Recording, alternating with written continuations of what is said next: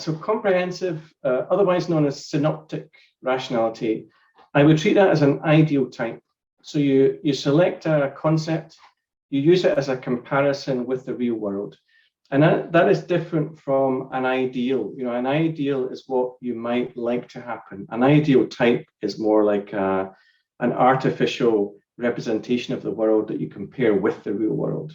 So that ideal type would suggest that elected policymakers have the ability to translate their values into policy in a straightforward manner, that policymakers can produce a clear and coherent and rank-ordered set of preferences which neutral organizations carry out on their behalf.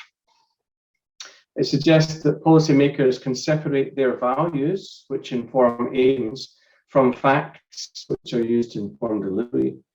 And they suggest that policymakers can perform a comprehensive search for all policy relevant information, and they can understand all of that information.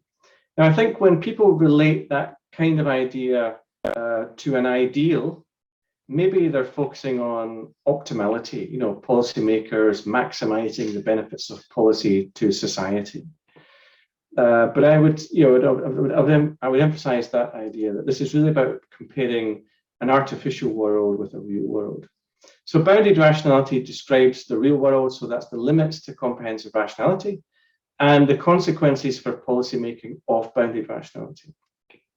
Okay, so for example, what if there is, to all intents and purposes, what if there's infinite information, but only a finite amount of resources to process it?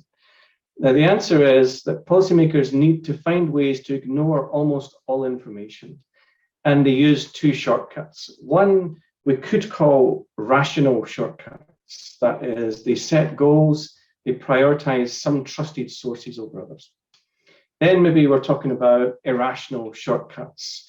People rely on their gut instinct, they rely on their emotions, firmly held beliefs to come to instant decisions on how to understand problems and deal with people. And so that's a sort of general answer. And then there are many different policy theories which describe how people respond in different ways. So, for example, policymakers pay high attention to some issues and ignore the rest. And so that leads to questions about, well, who in government actually processes those issues that policymakers don't pay attention to.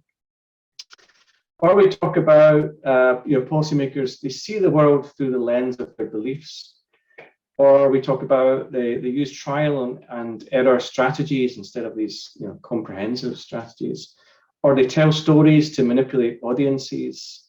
Or they draw on their emotions and social stereotypes to define the populations they seek to serve. Or just this general idea that some beliefs, which are sometimes called paradigms, or some operating procedures, are so dominant as to be taken for granted. So all of these kinds of ideas are used to explain why policy might change or not change over time.